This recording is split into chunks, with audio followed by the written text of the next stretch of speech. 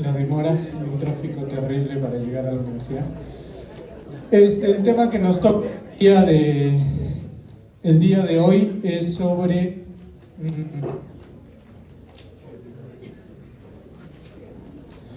el manejo terapéutico de los diferentes tipos de shock. Creo que ya han visto shock séptico, ¿verdad? En la clase pasada. Bueno, tratar de condensar esta información en 45 minutos, pues es algo bastante complejo, ¿ya? Entonces vamos a tratar de hacerlo rápido. He tratado de hacerle un resumen acerca de lo más importante de estas patologías, ¿sí? Los objetivos están ahí, lo que vamos a ver. Primero, me imagino que ya lo han visto, el shock es la insuficiencia circulatoria que genera un desbalance entre el suministro y la demanda de oxígeno a los tejidos, ¿sí? Entonces, el oxígeno, como ya lo han visto y me imagino en sus clases prácticas, llega a los tejidos a través del proceso de respiración, ¿sí? Y una de las fases del proceso de respiración, exactamente la tercera fase, es el transporte, ¿sí? Y el transporte va a estar alterado, eso quiere decir que no va a llegar adecuadamente a los tejidos y no va a poder ser entregado esas moléculas de oxígeno a los tejidos para que cumplan su función, ¿sí? ¿Esto a qué va a llevar? A un término que denominamos hipoperfusión global de tejidos, ¿sí? Y esta hipoperfusión global de tejidos me puede llevar a aumento del ácido láctico y a disminución de la saturación venosa de oxígeno, ¿sí? Cuando nosotros nos colocamos un saturómetro de oxígeno, lo que medimos ahí, ¿qué es? Es una representación de la cantidad de oxígeno que hay en sangre, ¿no? Y como ya han visto, me imagino en la clase práctica, oscila el valor normal entre 80 y 100, ¿sí? Entre 80 y 100 milímetros de mercurio. Entonces, la saturación es una representación de ese valor, ¿no? Se dice que una saturación de 95% a nivel del mar equivale a 80 milímetros de mercurio de CO2, de oxígeno, ¿sí? Pero la sangre también está saturada, la sangre también tiene una determinada cantidad de oxígeno, ¿no? Aproximadamente, ¿cuánto es esta cantidad de oxígeno? Entre 70 y 75%, es la cantidad de oxígeno que tiene la sangre venosa, ¿sí? Entonces, cuando no hay una buena circulación, las venas no hay una buena circulación, esa sangre que contiene una determinada cantidad de oxígeno, que en el caso de las venas es entre 70 y 75, el cuerpo sigue tratando de sacar todo lo que puede. Por tanto, en el contexto del shock, la saturación venosa de oxígeno va a disminuir. ¿Por qué? Porque el cuerpo va a tratar de sacar oxígeno de donde no hay, inclusive va a sacarle oxígeno al poco oxígeno que tienen las venas. Por tanto, si la saturación venosa de oxígeno de un paciente es en un 70% como mínimo, en un paciente en shock, esta saturación pues disminuye, ¿no? Va a bajar. Y de hecho la saturación venosa central de oxígeno se está volviendo cada vez en un indicador mucho más optimizado para evaluar el gasto cardíaco y la perfusión periférica, inclusive casi tan bueno como el lactato, ¿sí? Entonces, ya hablando de la fisiopatología, esto ustedes lo saben mejor que yo, los 4 tipos de shock: hipovolémico, cardiogénico, distributivo y obstructivo. Ustedes ya han visto el distributivo en la parte que corresponde al séptico, ¿no? Recordar que el shock hipovolémico es causado por un inadecuado volumen circulante, el cardiogénico por una inadecuada función de la bomba cardíaca del corazón, el distributivo es causado por una vasodilatación periférica o por una mala distribución del flujo sanguíneo, y el shock obstructivo causado por una obstrucción extracardíaca al flujo sanguíneo normal. Entonces, para evaluar, digamos, el shock, nosotros tenemos varias formas de hacerlo, ¿sí? Y pueden apagar la luz para que puedan ver un poquito sobre todo esto aquí. Las de adelante nada más. Entonces, este valor que dice DO2 es un valor importante, que es la cantidad de oxígeno que se entrega, el oxígeno entregado, ¿sí? Este oxígeno entregado tiene una fórmula. ¿Cómo se calcula? Como pueden ver acá, es el gasto cardíaco por la hemoglobina, por la saturación de oxígeno, por 1.34, más, abro paréntesis, la presión arterial de oxígeno por 0.003, ¿sí? Y eso me va a generar una entrega de oxígeno, ¿sí? Se dice que este valor oscila entre 80 y 110. Entonces, cuando este valor disminuye, o sea, no hay una adecuada entrega de oxígeno a los tejidos, ¿qué va a ocurrir? Va a empezar a funcionar la respiración anaeróbica, ¿no? Entonces, las células utilizan oxígeno para producir energía. Como ya no hay oxígeno, las células van a tener que obtener energía por otras vías, que es la vía anaeróbica. Y cuando se active esta vía anaeróbica, ¿qué va a ocurrir? Va a haber depleción del ATP almacenado en las células y va a haber producción de ácido láctico. Y es por eso que la medición del lactato es tan importante, ¿no? Porque vamos a ver desde el inicio, desde la génesis de la respiración anaeróbica.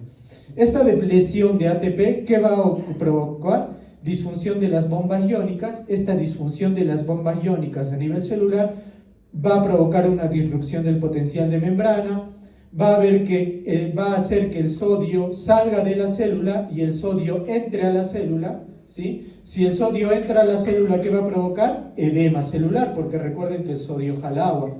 Y la disrupción del potencial de membrana va a provocar disfunción de los lisosomas. Estas dos cosas van a provocar que se secreten sustancias tóxicas a la circulación. Y esta secreción de sustancias tóxicas a la circulación va a provocar daño endotelial con el consecuente extravasación de líquido al intersticio, se genera un tercer espacio, y una disfunción y muerte celular, ¿sí? Y clínicamente, laboratorialmente, todo este proceso, ¿cómo yo lo puedo ver en un paciente? Va a ser hemoconcentración, ¿sí? ¿Por qué? ¿Por qué va a ser hemoconcentración ese paciente? Porque miren, hay daño endotelial capilar. ¿Eso qué quiere decir? Que el agua que pasa en la sangre está compuesta de agua, va a salir del espacio vascular, ¿hacia dónde? Hacia el intersticio, se va a generar edema. Por tanto, ¿cómo estará la hemoglobina de ese paciente? Va a empezar a aumentar, no porque aumente la cantidad de glóbulos rojos, sino porque la cantidad de líquido disminuye. Entonces el paciente va a estar hemoconcentrado. Asimismo, por esto de que sale el potasio y se mete el sodio, el paciente va a tener hipercalemia. El paciente va a tener hiponatremia. Va a tener retención de productos nitrogenados, azoemia, aumento del boom, de la urea. Puede haber hiper o hipoglicemia y va a haber obviamente una acidosis láctica con aumento de lactato. Entonces todo esto voy a encontrar en el paciente. ¿Por qué les estoy diciendo esto? ¿Cuál es la finalidad? Porque ustedes tienen que entender que no toda hipotensión es shock y que no todo shock va con hipotensión. ¿Me dejo entender? No toda hipotensión, no todo paciente que tenga presión arterial menos de 90-60 va a estar en shock. Y asimismo, no todo shock va a cursar con hipotensión. Hay algunos tipos de shock que vamos a ver más adelante que no necesariamente el paciente va a estar hipotenso, ¿sí? Entonces, aquí tenemos las causas del shock, esto ya lo van a leer en su casa, ¿sí? Cada una de las causas que me pueden desencadenar cada tipo de shock. Entonces, para el diagnóstico es importantísimo que yo me guíe de parámetros clínicos inicialmente, ¿no? ¿Y cuáles van a ser estos parámetros clínicos? Una serie de signos y síntomas como son la disminución de la presión arterial, la disminución del flujo urinario, confusión, taquicardia, pulso filiforme, piel húmeda y fría, respiración rápida y superficial, sed y boca seca y piel moteada, ¿sí? Y de repente en algún momento, ya el próximo año ustedes van a ser internos de medicina, en algún pase de la visita alguien les va a decir, dime cuáles son las ventanas clínicas del estado de shock. ¿Cuáles son esas ventanas clínicas? ¿Por qué se determinan? Porque dice que clínicamente son los mejores indicadores para determinar shock. Estos tres. ¿Cuáles? La ventana neurológica, alteración mental aguda, que el paciente disminuye el Glasgow, que esté somnoliento, ¿sí? La otra ventana terapéutica es la renal, que el paciente esté en oliguria, y se determina oliguria a un flujo urinario menor a 0.5 mililitros por kilo por hora. A esto se denomina flujo urinario, ¿sí? Y finalmente la ventana cutánea, que es un llenado capilar retardado y una piel moteada, que vamos a ver más adelante cómo es la piel moteada, ¿sí? Entonces estas tres ventanas son las principales, neurológica, renal y cutánea. Ahí tenemos un paciente con piel moteada, ¿sí? Esto es un signo de hipoperfusión. Entonces, y se ve en las rodillas, es el sitio más ideal para evaluar la hipoperfusión, ¿sí? Olvídense del llene capilar, ya no es tan importante, este es vital, ¿sí? Otro método para medir que bueno, algunos utilizan es el índice de choque, ¿sí? Por ahí alguien les puede preguntar.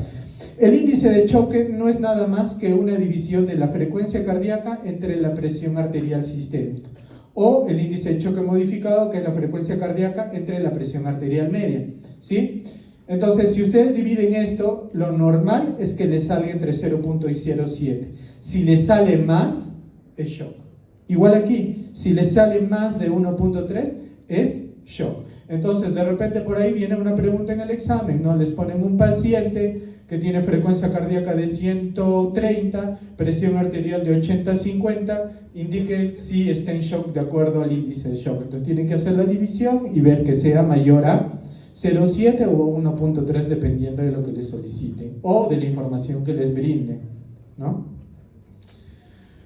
En el año 2011 Campbell propuso 6 criterios para evaluar un shock, para diagnosticar un shock, ¿sí? ¿Y qué dijo? Bueno, si cumple 4 de 6 criterios, es shock. ¿Cuáles son esos 6 criterios? Alteración del estado mental, acuérdense, la primera ventana, o apariencia enferma, que luzca enfermo, taquicardia, frecuencia cardíaca más de 100, frecuencia respiratoria más de 20, o presión arterial de CO2 menor a 32, ¿sí? Recuerden que la taquipnea, la frecuencia respiratoria elevada, me va a disminuir los niveles de CO2, es normal, ¿sí? Entonces por eso nos ponen una o la otra.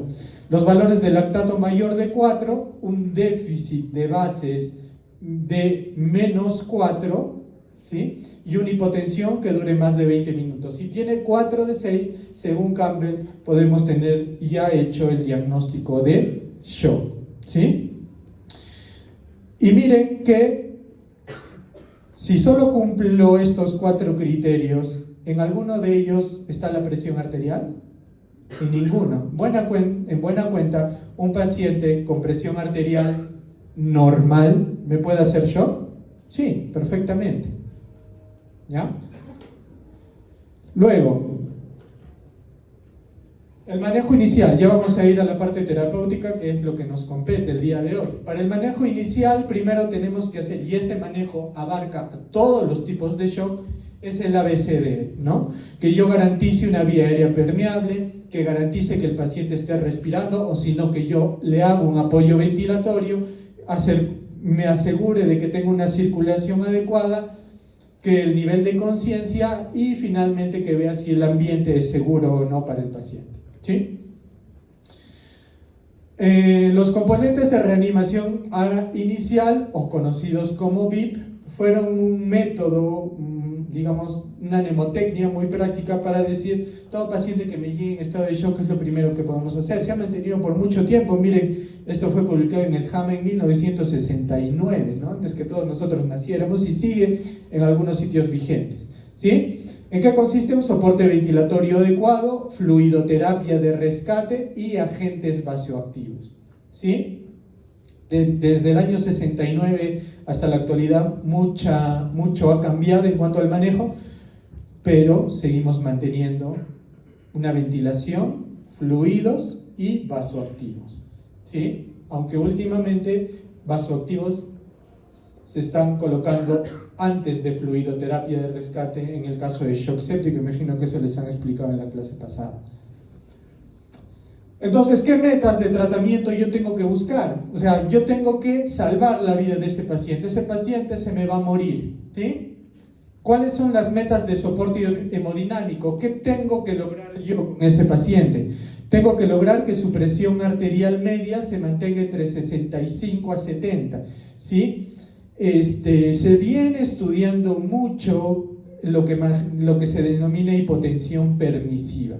¿Eso qué quiere decir? Que de repente alguno de ustedes ha leído un artículo o alguien les ha dicho que la PAN puede llegar a 60. Sí, es cierto, puede llegar a 60 en ciertos contextos clínicos. Sin embargo, aún no tenemos evidencia concluyente. Por tanto, seguimos manejando estos valores, ¿sí? La PAN debe llegar a este objetivo para decir que mi paciente ya no está en shock. ¿Qué otra meta de soporte hemodinámico? Al inicio les estaba comentando sobre la saturación venosa, ¿sí? La saturación venosa debe manejarse entre 60 y 80, ¿sí? Por si acaso, esta saturación venosa es difícil de calcular puesto que se toma en la arteria pulmonar. Entonces, por ende, tengo que estar un paciente monitorizado invasivamente, ¿no? Entonces, por tanto, se utiliza este factor, SCBO2. ¿Qué quiere decir este SCBO2? Es la saturación venosa central. ¿Eso qué quiere decir? La que yo puedo tomar en un catéter venoso central. De hecho, 100% de ustedes han visto alguna vez un paciente con catéter venoso central, ¿no es cierto? Entonces, simplemente le sacas un poquito de sangre ahí y lo mandas a analizar gases y ves cuánto de oxígeno tiene. ¿En cuánto debemos estar? En 70. ¿Qué es lo ideal? ¿Que baje o que suba de ese valor? Si tu paciente esté en shock, ¿qué sería lo ideal? ¿Que este valor suba o que este valor baje? Para decir, lo estoy manejando adecuadamente. Vale. Debían haberme contestado todos al unísono, debería aumentar. Si no contestan es porque ahí no me han entendido en una parte. Entonces nos vamos a detener un poco ahí, porque me interesa mucho que lleguen al hospital sabiendo bien esto, ¿sí? Porque esto es algo muy, muy práctico y que ya debemos empezar a utilizarlo en el Perú. Miren, las venas normalmente tienen oxígeno, ¿sí? Cuando el corazón bombea sangre arterial, ¿sí? Esa sangre arterial llega al organismo, ¿sí? Se distribuye y regresa a través de las venas. Y durante todo ese camino, ¿qué va perdiendo? Va perdiendo oxígeno. Entonces, imagínense que yo tengo que recorrer 1 metro, ¿sí? Imagínense que están recorriendo por la calle Mercaderes, ¿sí? En Mercaderes les piden harto dinero, ¿no es cierto? Hay mucha gente pidiendo dinero. Imagínense que yo tengo 10 soles y yo tengo por política darle dinero a todo el mundo que me pida, ¿ya? Es un ejemplo. Entonces yo tengo 10 soles. Si recorro 1 cuadra, probablemente me quede con 5 soles, ¿no es cierto? Porque camino relativamente rápido, ¿no? Entonces, pero imagínense que voy caminando súper lento. Entonces es probable que más gente se me acerque a pedir dinero y yo le tengo que entregar. Entonces ya no tendré 10 soles, tendré de repente nada. Es lo mismo que le ocurre a la hemoglobina con el oxígeno, ¿sí? Entonces la hemoglobina atraviesa a una determinada velocidad y va perdiendo oxígeno. Va repartiendo su oxígeno. ¿Y hasta cuánto debe repartir? Hasta 30%. Pero imagínense en el shock, ¿qué ocurre? La sangre no circula adecuadamente. Ya sea porque no hay la fuerza suficiente para que esa sangre circule, o porque hay una vasodilatación que motive que la sangre se encharque. De modo tal que esa sangre permanece mucho tiempo en la avenida. Por tanto, el oxígeno, ¿qué va a pasar? Lo va a empezar a repartir y va a disminuir. Entonces, ¿qué creen que ocurre en el shock? Este valor va a bajar, va a estar en 50, en 40. Entonces, ¿cómo yo me voy a monitorizar una adecuada respuesta? ¿Cómo yo sé si estoy haciendo bien mi trabajo en sacarlo a ese paciente de shock? Que mi saturación debe estar más de 70. ¿Ahora sí me entendieron? Sí, es sencillo, ¿sí? Un mes mis residentes para entender esto. ¿Ya? Es que es bien complejo. Si ustedes leen un libro de fisiología, esto es nos complicamos mucho en medicina. Y finalmente el lactato. El lactato, ¿por qué es importante? Porque es el primer paso del metabolismo anaeróbico. Cuando hay metabolismo anaeróbico, el ácido láctico aumenta.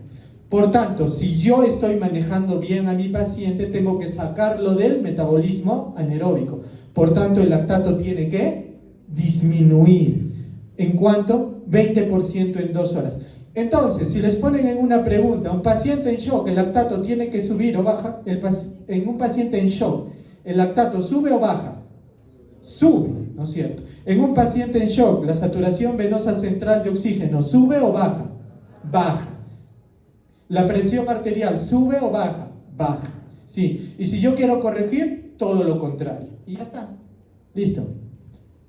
Ya tienen una pregunta asegurada en su examen. ¿Sí? Esto es una repetición de lo mismo, ¿no? Sino que es nuestros objetivos de reanimación. Pasamos de los objetivos clásicos antiguos, que era restaurar la presión arterial, normalizar la frecuencia cardíaca y el flujo urinario, y que el paciente mejore su estado mental, hacia unos globales o mejorados, que era todos los anteriores, más que se normalicen los niveles de lactato, que el déficit de base regrese a valores normales.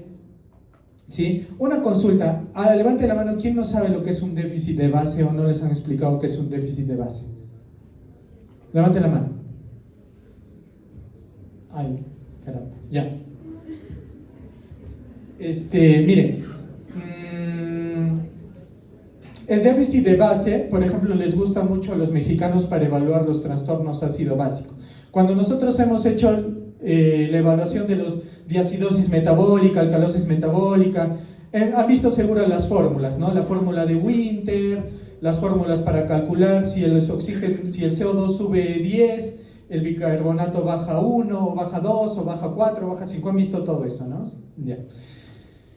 Hay otro método en el cual utilizamos el déficit de bases. ¿Eso qué quiere decir? Que en acidosis metabólica ¿hace falta bases o sobran bases en acidosis?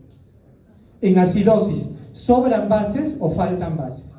Faltan bases, ¿no es cierto? Entonces el déficit de bases te calcula cuánto de base te falta para llegar a la normalidad. ¿Cuánto de base te falta para llegar a la normalidad? Entonces, como ven aquí, por ejemplo, en shock es mayor a menos 5. Entonces, si tú tienes un déficit de bases, o sea, una acidosis metabólica, en el cual tu déficit de bases es mayor a 5, estás en una acidosis que probablemente te condicione un shock, ¿sí? Entonces, mientras más negativo sea ese déficit de bases, el paciente estará más acidótico. Entonces, un paciente con déficit de base en menos 10 probablemente tenga un pH en 7.1. Un paciente con déficit de base en menos 5 tendrá un pH en 7.3. Y todo lo contrario, si un paciente tiene un déficit de base de más 10, ese paciente estará en alcalosis metabólica, ¿sí? Entonces es un método también para evaluar la acidosis y la alcalosis. Entonces los pacientes que hacen acidosis, pues los pacientes en shock hacen acidosis, por tanto ese valor será más negativo, y mientras más negativo, más acidosis, y ese paciente está más comprometido, ¿sí? Y digamos, dirigido a objetivos, la aproximación dirigida a objetivos de la reanimación, que dice que controlemos el flujo urinario, que controlemos la presión venosa central, que tiene que estar en estos valores entre 5 y 10. Obviamente, si el paciente está en shock, la presión venosa central estará menos de 5, la presión arterial media que esté más de 65, y que la concentración central de oxígeno en venas esté mayor de 70, ¿no? Estos 4 objetivos, ¿sí? Ahora, el tratamiento de cada tipo de shock pues va a variar. Lo primero que tengo que hacer es fluidoterapia de rescate, ¿sí? va a ser la fluidoterapia de rescate, que ya la vamos a ver en el shock, pero también nos ayudan los agentes vasoactivos, ¿sí? Los vasoactivos inotrópicos o cronotrópicos. ¿Qué quiere decir? ¿Qué quiere decir vasopresores? Que me provocan vasoconstricción. ¿Qué quiere decir inotrópicos? Que me provocan que aumente la contractibilidad, que el corazón lata con más fuerza. Y cronotrópicos, ¿qué quiere decir? Que el corazón me lata más rápido, que me provoque taquicardia, ¿sí? Por ejemplo, ¿cuáles son vasopresores? La norepinefrina. ¿Cuál es inotrópico? Por ejemplo, la dobutamina, ¿sí? ¿Y cuál es cronotrópico? Por ejemplo, no está aquí la atropina y la fenilefrina, ¿sí? Me aumentan la frecuencia cardíaca, ¿sí? Esto ya está para que lo revisen, chicos. Aquí están las dosis de cada uno de los vasopresores, ¿sí? Vamos a hablarles de la noradrenalina, que es por lejos el más usado en la práctica clínica, ¿sí? La noradrenalina van a aprender a utilizarlo en los hospitales, ¿sí? Entonces es importante que lo manejemos de paso para que me entiendan este cuadro, ¿sí? Por ejemplo, acá dice norepinefrina, noradrenalina, ¿sí? ¿Se entiende? Vasopresina B, dopamina DP. ¿Qué quiere decir presentación? ¿Cómo vienen las ampollas? ¿La ampolla de cuánto viene noradrenalina? De 4 miligramos por 4 mililitros. ¿Cómo la preparas? 8 miligramos, o sea, ¿cuántas ampollas? 2 ampollas en 100 mililitros de dextrosa, ¿sí? También puedes utilizar 4 ampollas, o sea, 16 miligramos, ¿sí? Así lo preparas. ¿Cuál va a ser la dosis? De 0.01 a 0.5 microgramos kilo minuto, ¿sí? Entonces, ¿yo qué hago? Si yo he mezclado 8 miligramos en 100 mililitros, ¿cuántos microgramos tendré en 8 miligramos? 8000, ¿sí? Porque 1 miligramo son 1000 microgramos. Entonces, 8000 microgramos en 100 mililitros. Si le quito 2 ceros al 100 me queda 1. Si le quito 2 ceros a 8000, ¿cuánto me queda? 80. ¿Qué quiere decir? Que cada mililitro de esta solución que yo he preparado va a tener 80 microgramos, ¿sí? 80 microgramos. Cada mililitro, ¿no es cierto? Va a tener, ¿cuánto? 80 microgramos. Entonces, digamos yo a mi paciente le quiero dar la dosis más alta posible y mi paciente pesa 80 kilos. ¿Cuánto le tendré que dar? 80 por 0.5, 40 microgramos por kilo minuto, ¿sí? 40 microgramos. ¿Cuánto dijimos que tenía cada mililitro? 80. Entonces, ¿cuánto le corresponderá? 0.5 mililitros por minuto. Y eso en una hora, 60 por 0.5 es 30. Por tanto, a ese paciente le daré 30 mililitros por hora, porque esto se da en bomba de infusión, 30 mililitros por hora, y así es como se prepara todas las infusiones. Lo mismo aplica para vasopresina, lo mismo aplica para dopamina, para epinefrina, ¿sí? Ahora, ojo, en esta dosis con respecto a la noradrenalina se puede dar hasta 3 microgramos kilo minuto en shock refractario, ¿sí? Pero esta es la dosis usual para pacientes que no están en shock refractario, y acá están sus principales efectos adversos, ¿sí? Entonces, con esto ya más o menos entienden qué demonios es este cuadro, ¿no? Vamos a ver el shock hipovolémico, ¿sí? Su manejo específico. El shock hipovolémico, bueno, tiene 4 clases dependiendo del porcentaje de pérdida sanguínea, ¿sí? Tenemos el clase 1, que hay una pérdida sanguínea del 15%, 2 de 15 a 30, 3 de 30 a 40 y 4 más de 40%, ¿sí? En cuanto a terapéutica, ¿qué se dice? Que en la clase 1 mínimo puedo darle líquidos por vía oral si es que el paciente lo tolera, ¿sí? En el tipo 2 ya tengo que dar fluidos endovenosos. En el tipo 3 tengo que dar fluidos y además utilizar paquetes globulares, sangre, y en el tipo 4 tengo que hacer intervenciones agresivas, ¿no? Transfundir bastante concentrado de paquetes globulares, ¿sí? Entonces, en el shock hipovolémico, ¿qué se recomienda? Líquidos de manera agresiva. ¿Cuánto? De 1 a 2 litros de suero salino en 10 minutos. O lo que conocemos, ¿sí? A chorro, ¿sí? Dar líquidos a chorro, de 1 a 2 litros. Si estoy con un pequeñín, un pediátrico, 20 mililitros por kilo, ¿sí? Si el paciente persiste en shock a pesar de que yo le he dado estos líquidos, hay que dar paquetes globulares para mantener hemoglobina mayor a 10. Hay que empezar a transfundirle sangre, ¿sí?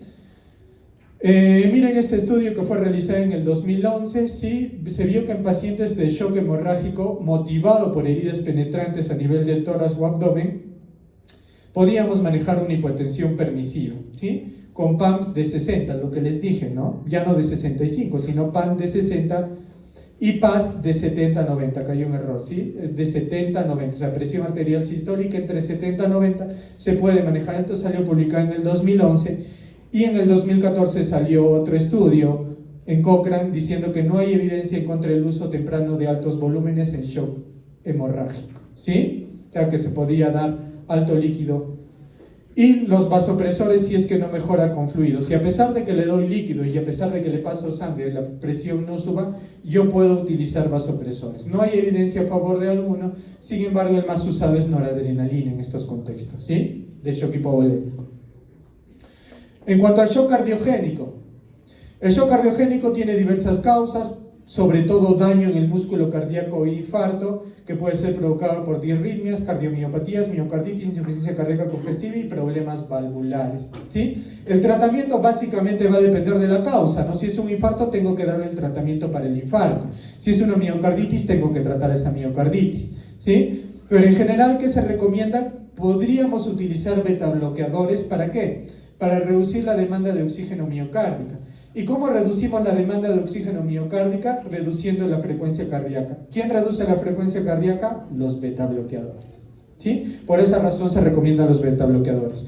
En el caso del infarto, ¿cuál será el tratamiento? Restaurar el flujo coronario, ¿sí? Podemos utilizar un balón de contrapulsación aórtica, podríamos utilizar inotrópicos positivos, pero no hay evidencia para preferir alguno. La noradrenalina es la de elección en shock cardiogénico cuando la presión arterial es muy baja, y si esta presión no es muy baja podemos utilizar dobutamina. Entonces, shock cardiogénico tenemos dos alternativas, noradrenalina, dobutamina. Si les ponen un caso clínico de shock cardiogénico y les ponen qué vasopresor utilizar, pues van a tener que ver la presión arterial. Si la presión arterial no está muy baja, pueden utilizar dobutamina. Muy baja la adrenalina. El milrinone puede ser útil en pacientes con disfunción ventricular derecha significativa, ¿sí? Es otra alternativa. Vamos con shock obstructivo. El shock obstructivo se provoca por taponamiento cardíaco, pericarditis constrictiva, neumotórax extensión, tromboembolismo pulmonar y estenosis aórtica. Quiere decir que por algo extracardíaco la sangre no puede salir del corazón, ¿sí? La sangre no puede salir del corazón. Entonces, ¿qué hay en shock obstructivo? Como no es un problema de volemia, se dice que a estos pacientes no hay que darles mucho fluido. ¿Cuánto se recomienda dar a pacientes con shock obstructivo? Primero hay que evaluar la respuesta a fluidos. ¿Qué quiere decir? Ver si tu paciente realmente va a responder a fluidos o no. ¿Y cómo hacemos esto? Con esta prueba, la elevación pasiva de las piernas, ¿sí? Tiene una sensibilidad de 76 a 98 y especificidad de 63 a 90. ¿Qué quiere decir? Que tu paciente esté en decúbito dorsal en 180 grados, ¿sí? Y que luego le levantes las piernas a 45 grados por un minuto. Si aumenta más de 10% el gasto cardíaco, eso quiere decir que tu paciente sí va a responder a volumen, sí vale la pena que le des líquidos.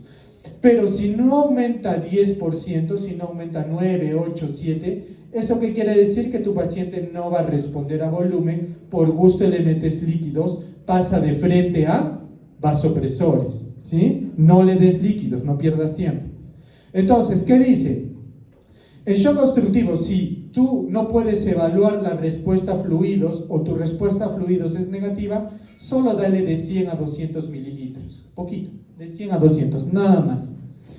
En pacientes que hayan hecho taponamiento cardíaco y consecuentemente un paro, hay que hacer una toracotomía de urgencia para liberar al corazón dentro de los 15 minutos luego de la pérdida de signos vitales. Si demora más de 15 minutos, la mortalidad aumenta demasiado.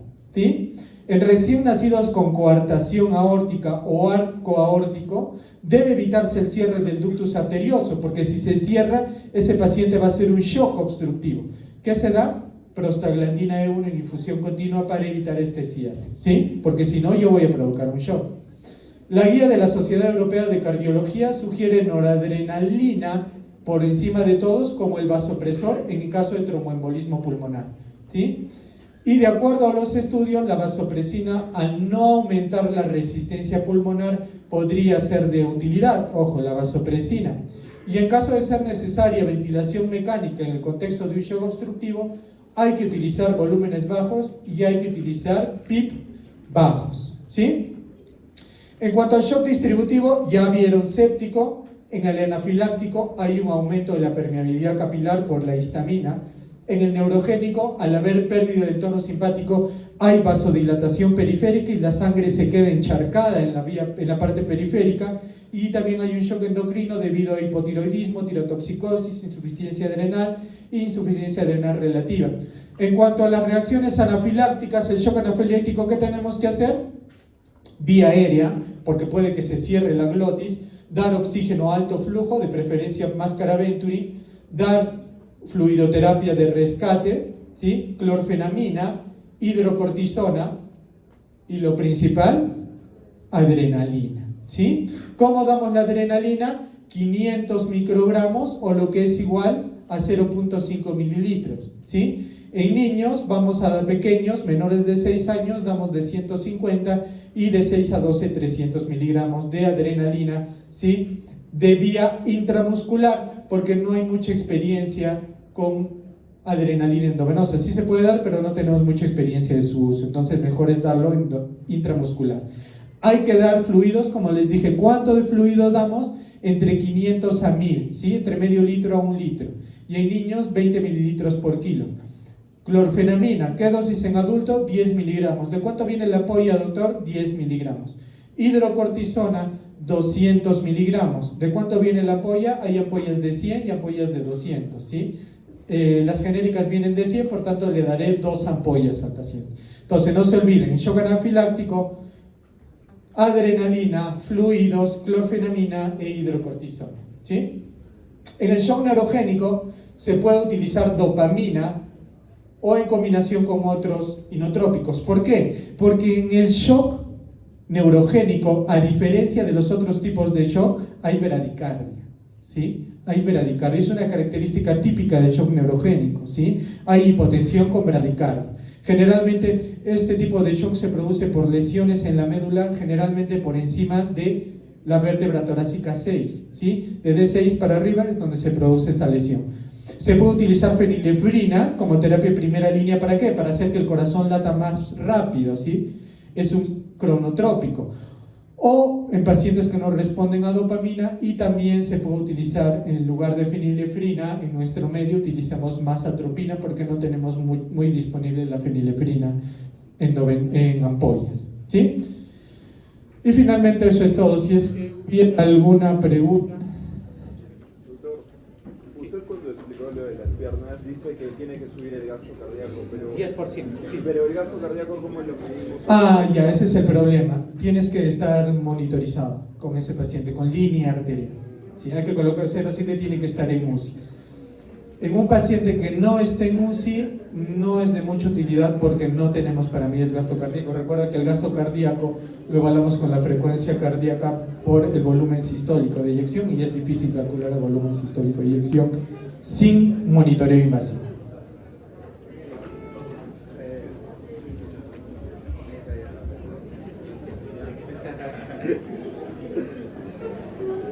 Vamos a RCP, un día para más horrible.